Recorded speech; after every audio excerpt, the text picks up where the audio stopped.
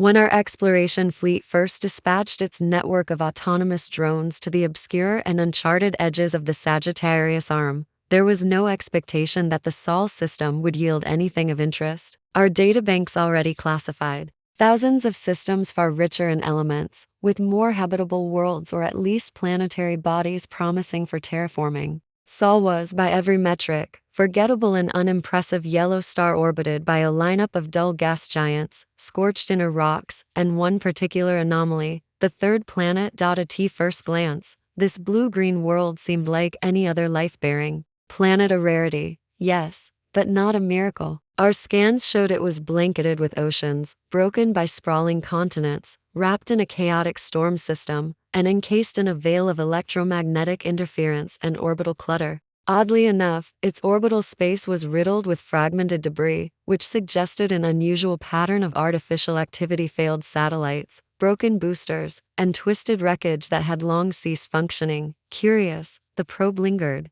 drifting through the mess like a ghost slipping through a shattered cathedral. Despite the electromagnetic noise, it pieced together a picture of the surface. What it saw was confusing. Down below, the planet teemed with biological activity, vast forests of greenery, herds of strange mammals, colonies of insects, packs of predators, sprawling coral reefs alive with color and motion. But there was more: structures, cities, machines, roads, weapons, broadcasting towers, thousands of them. It was unmistakable. And then came the realization: this wasn't just a living world. It was inhabited by an intelligent, space-capable species. They called themselves humans. According to the deep scan biosignatures, their population hovered at just under 8 billion, a staggering number. But unlike most species who had achieved orbital technology, these humans had failed to escape their gravity, well, in any meaningful sense. Their early attempts at spaceflight had left behind scars: disintegrated rockets, decayed space stations, burnt-out satellites, and broken launch pads. From above, it looked like a civilization that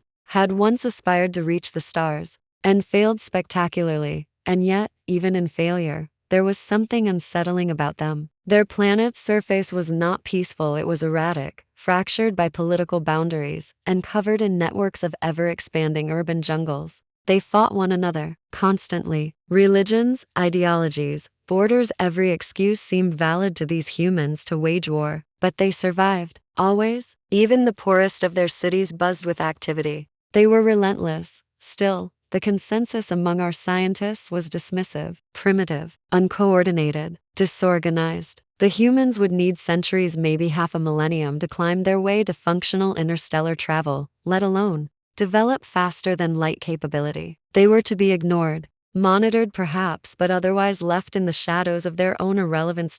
So, the probe moved on. Its mission wasn't Earth. It was programmed to explore systems rich in rare minerals and dark matter pockets. Earth was just a strange detour, a curiosity we would soon regret underestimating. The Coalition of Worlds, a union of over 60 member civilizations across 7 arms of the galaxy, prided itself on diplomacy, trade, and supposed peace. But behind the shimmering banners of unity, fractures had always existed: political alliances fueled by economic self-interest, old rivalries simmering beneath diplomatic smiles, and most dangerously, unchecked militarism hidden under the cloak of peacekeeping. Among the more aggressive races in the coalition were the Zanzi, a reptilian species bred for conquest, forged in the crucible of endless war. Their fleets were massive, their soldiers genetically optimized for endurance and brutality, and their homeworld, a bastion of war industries that could churn out battleships like other species, produced cargo haulers. For decades,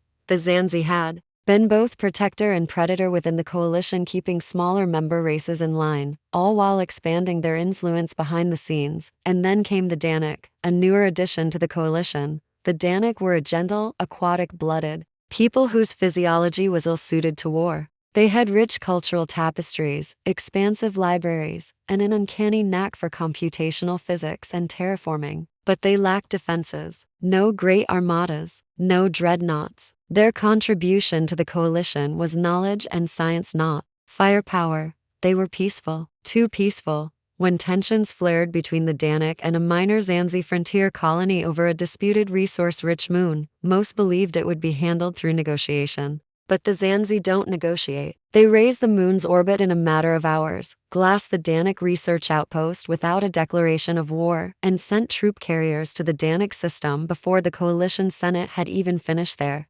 emergency session. What followed was a massacre.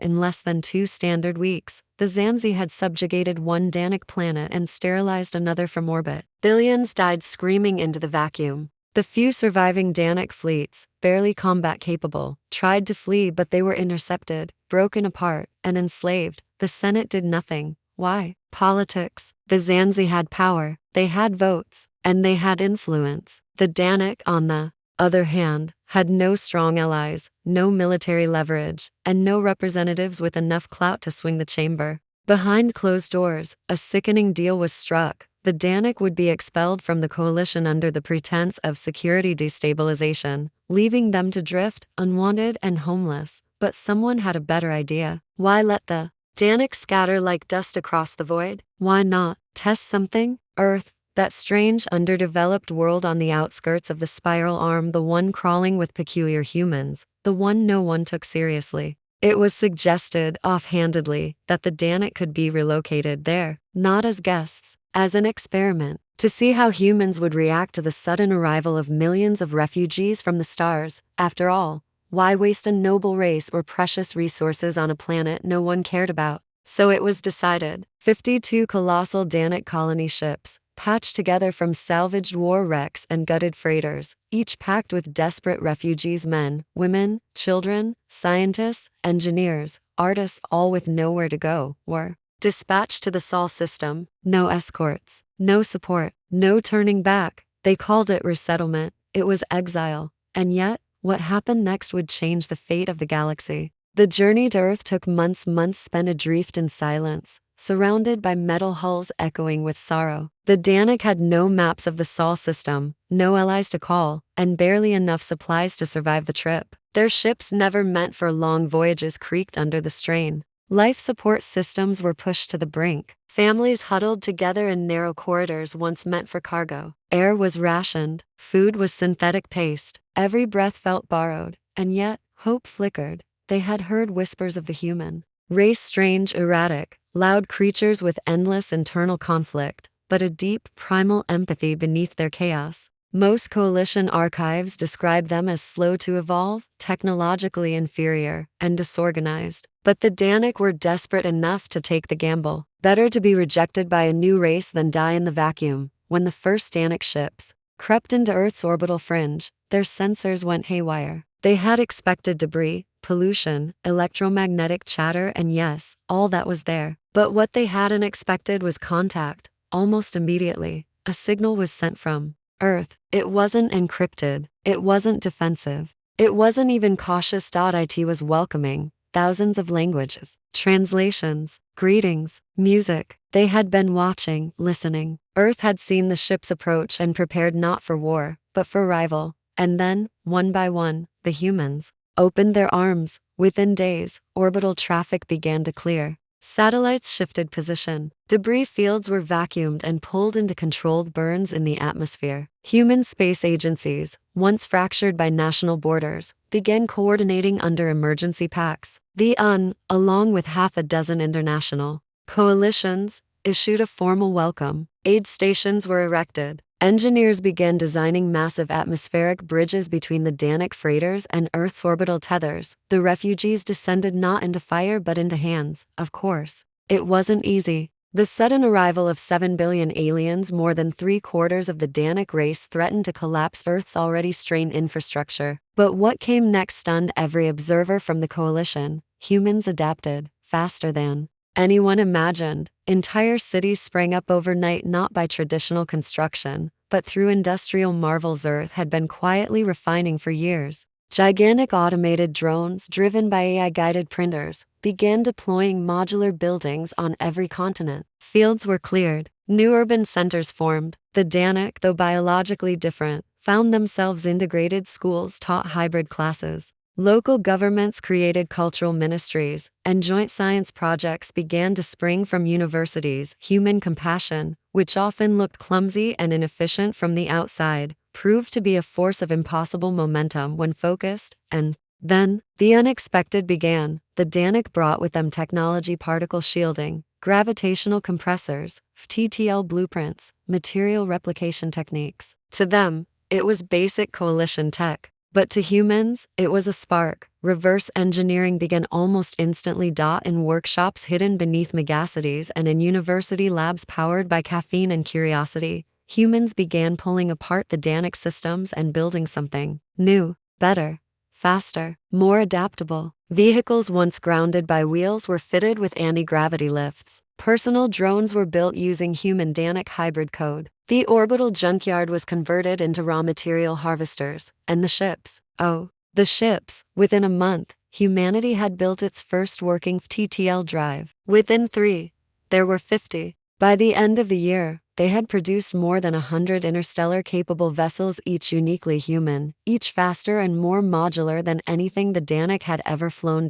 It was terrifying and beautiful. From a planet once dismissed as a backwater mud ball, a storm of progress erupted. The Sol system became a hive of construction. Asteroids were mined, moons were seeded, Mars was terraformed in test patches. Earth wasn't just adapting, it was awakening. And somewhere, in the far corners of coalition space, eyes began to watch nervously. For decades, the Sol system had been a whisper in the void, a forgotten patch of stardust orbiting an average star. Now, it had become the loudest signal in the galaxy. From every quadrant of the coalition, eyes turned toward Earth, not in curiosity anymore, but in growing alarm. Reports from covert drones, smuggled data from spy ships, and intercepted Danik transmissions all confirmed what the higher councils feared. The humans weren't just surviving, they were thriving. They had taken in a broken, desperate species and built a new society with them. And more than that, they were moving fast.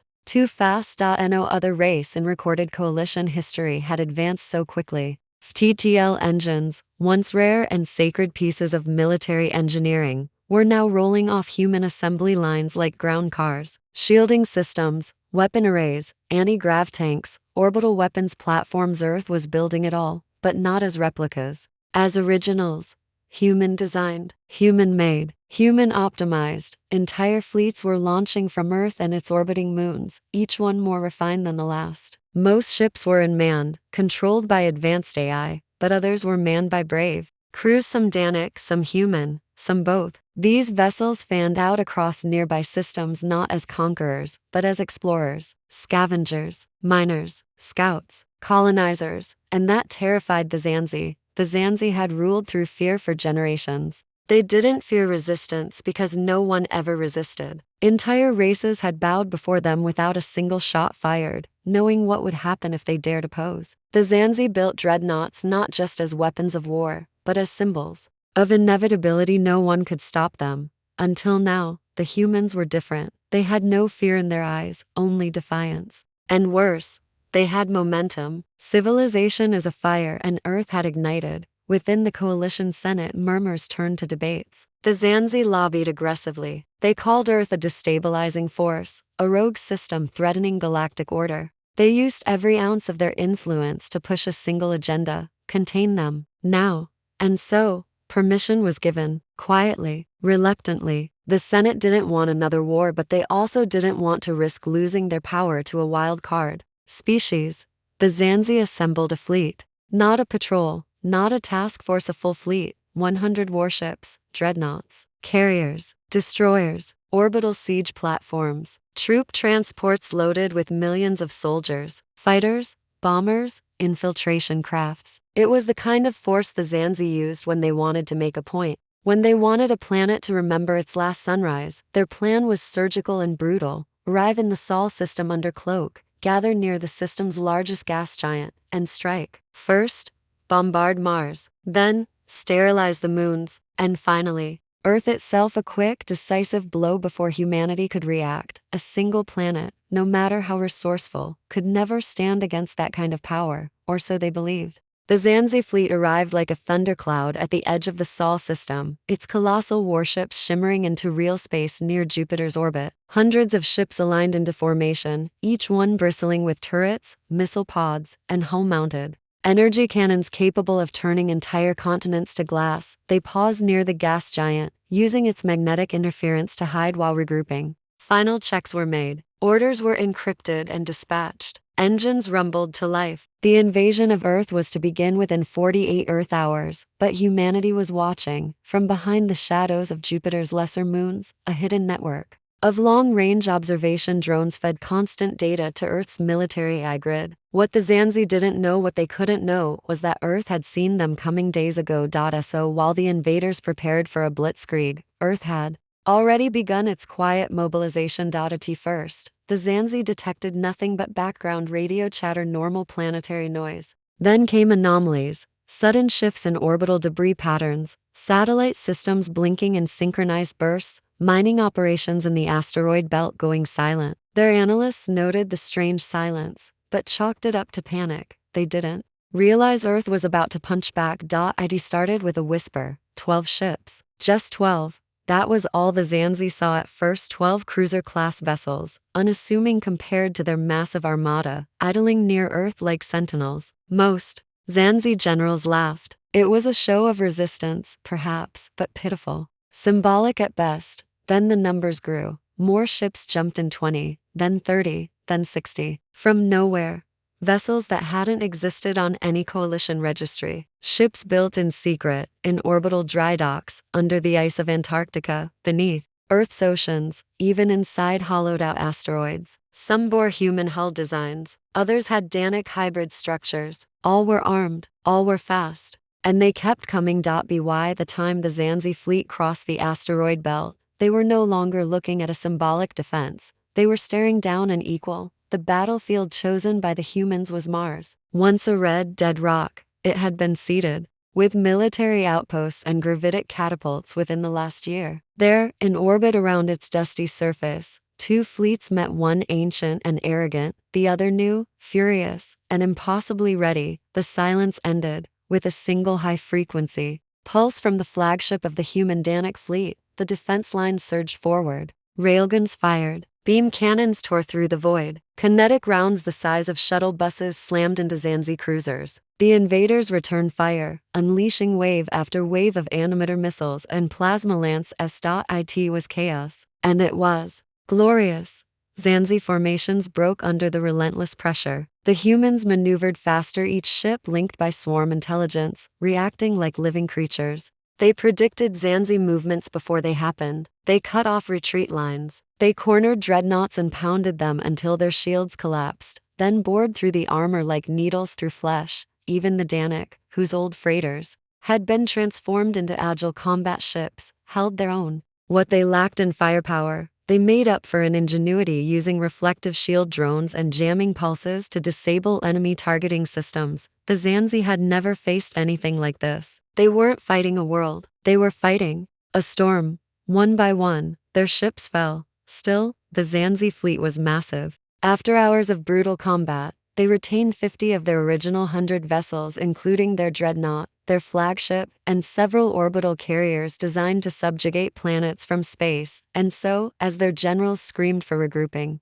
the fleet turned, seeking retreat, escape, a way to flee and rally again. They didn't get far, because humanity had prepared more than ships. As the battered Zanzi fleet limped away from Mars orbit, what remained of their command hierarchy tried to regroup. The dreadnought, twice the length of any human ship and armed with 4 planetary annihilation-class cannons, led the retreat. Its escort carriers deployed jamming fields and defensive swarms to ward off pursuit. But the humans weren't chasing. They were waiting. Hovering near Earth's upper orbit were 3 carriers. Massive angular titans of steel and synthetic armor, each bristling with launch bays. They hadn't moved during the opening battle. They hadn't fired a single shot. They'd simply waited, until now, from their flanks erupted clouds of smaller vessels, hundreds of them. No more than 30 meters long, these craft weren't designed for dogfights or orbital bombardment. They were transports, fast, surgical, cloaked by polarized plasma shielding and equipped with hull-piercing talons and breaching engines. They screamed across the void like a swarm of hornets toward the retreating Zanzi ships. The fleeing invaders, focused on escaping, never saw them coming. One by one, the transport struck. With coordinated precision, each transport slammed into the hull of a targeted Zanzi vessel, docking, boring through layers of armor, and locking down like ticks into flesh. For the first time in interstellar war, humans brought ground combat into space not by disabling ships, but by invading them mid-flight. Inside the transports were Marines Earthborn, Danik trained, armed with exoets reverse-engineered from captured coalition tech. Each soldier carried magnetic boots, breach armor, and zero-G combat training. They weren't trying to destroy the ships, they were trying to steal them, and they did, while the Zanzi scrambled, trying to patch comms and re-establish formations. Earth's Marines surged through corridors, disabling engines, locking down power cores, stunning crews, and hacking command terminals. Before the Zanzi could react, dozens of their own warships vanished, engines overclocked, new jump coordinates locked in and warped away, captured, reclaimed, gone. The dreadnought, sensing the horror of what was happening, tried to initiate an emergency hyperjump, but its drive shorted. Manual override failed. As the crew tried desperately to reroute power and seal breached compartments, a final wave of human transport struck. This time, they didn't leave, they held, surrounded by chaos, with their flagship compromised and over half their fleet missing or destroyed. The Zanzi command gave the only order left: full retreat. The Sol system was lost. As the last of their battered ships blinked out of real space, the humans did not pursue. They simply stood in orbit silent, watching, 1,000 glowing hulls casting their light on the red dust of Mars and the blue sphere of Earth. The message was clear. This was their system now. The Zanzi limped home in disgrace. Their proud warfleet once. The hammer of the coalition was broken. Over half their ships were gone. Their dreadnought, their pride, their symbol of unstoppable dominance, stolen. Their generals humiliated. Their captains shamed. Within the coalition Senate, panic spread like wildfire. Whispers turned to shouting. Emergency sessions were held behind closed doors. Some called for sanctions, others demanded containment. The more hawkish voices screamed for all-out war, but no one wanted to admit the truth. The galaxy had changed, and at the center of that change was a species that hadn't even discovered TTL travel a year ago. But for the Zanzi, shame alone was never enough. They demanded vengeance. They began mobilizing their entire military force. Not a fleet this time, a crusade. 4 full Zanzi fleets, a force capable of burning a dozen worlds, were ordered to rendezvous at a mid-galactic waypoint and launch a unified assault. The coalition, hesitant and splintered, stepped aside. No one wanted to interfere now. They were too afraid of the Zanzi, of the humans, of what would happen if they picked the wrong side. And so, as the Zanzi gathered their fleets, humanity was preparing something far more terrifying. The dreadnought, the stolen crown jewel of Zanzi engineering, did not arrive in Sol as expected. Coalition sensors couldn't track it. Intercepts failed. Spy satellites went blind. For weeks, no one knew where it had gone, until suddenly it returned, not to Sol, but to the Zanzi assembly point. At first, the 4 Zanzi fleet admirals were relieved. Their lost warship had come home. But as their communications crews hailed the ship, silence answered. The dreadnought drifted into view, its massive guns powered down, its hull glinting in the starlight. But something was off. Too late, they realized. Its weapons weren't offline, they were charged. In coalition protocol, no dreadnought ever charged its planetary cannons unless moments from firing. The energy load would cripple the reactor if sustained too long. And yet, here it was, fully charged, fully aimed, before a single order could be issued, before defenses could raise or countermeasures engage. The dreadnought fired, not once, 4 times. Each blast struck with the fury of a collapsing sun. 4 Zanzi flagships, each leading their own fleets, were obliterated. Shields failed instantly. Hulls cracked and folded inward. Entire support fleets were consumed in the cascading shockwaves. And then, as the void filled with silence and debris, human ships arrived. 60 of them, each one bearing the flag of a new power, the Terran Union. This was not just Earth's retaliation. It was a message, a declaration of order, born from the chaos. A species that once crawled in the dirt, now commanding fleets, holding dreadnoughts, leading their own alliance. In the aftermath, the Zanzi collapsed. Their government, already teetering under public outrage, buckled. Their high command vanished. One dreadnought was captured, 4 more followed in surrender, and with the war lost, they did what no one thought possible. They surrendered, unconditionally. They released their slaves, handed over their technology, and relinquished all rights to the dreadnought fleet now hovering over their capital, world ships no longer bearing Zanzi markings, but the glowing insignia of Earth and Danik unity. The Terran Union had risen. Across the stars, silence lingered. The war was over. But the echo of what had happened, what had been witnessed, reverberated through every council hall, trading port, and fleet assembly line in the galaxy. Messages traveled at light speed, but stories traveled faster. And the story they told was this: humanity had changed everything. The Zanzi, once untouchable, were now a footnote. Their worlds, once draped in imperial banners, now flew the insignia of peacekeepers from Earth and Danik. Their dreadnoughts, once symbols of fear, stood docked in Terran shipyards, undergoing retrofitting not to destroy worlds, but to protect them. The coalition, fractured and afraid, convened a new summit. There was only one question on the table: do we fight them or follow them? But there was no vote, because before they could choose, the Terran Union sent an envoy, not a war fleet. Not a threat. An offer.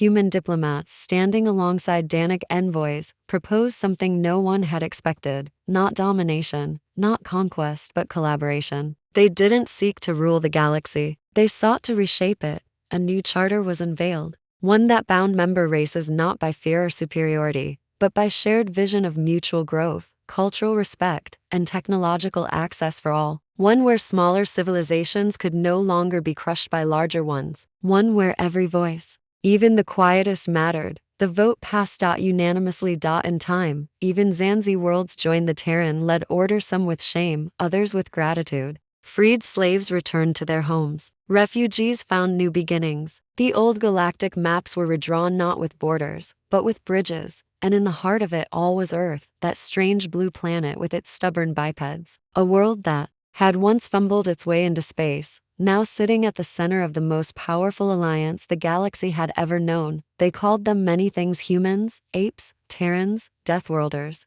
But the title that stuck, the one whispered in reverence across the stars, was something else entirely: the Flameborn. Because where others saw only ruin, humans sparked fire. Where others bowed, they stood. Where others built walls, they built futures. And so, from the ashes of exile, from the wreckage of war, from the laughter of children born aboard hybrid ships soaring through new colonies, humanity reached out, not to dominate the stars, but to light them.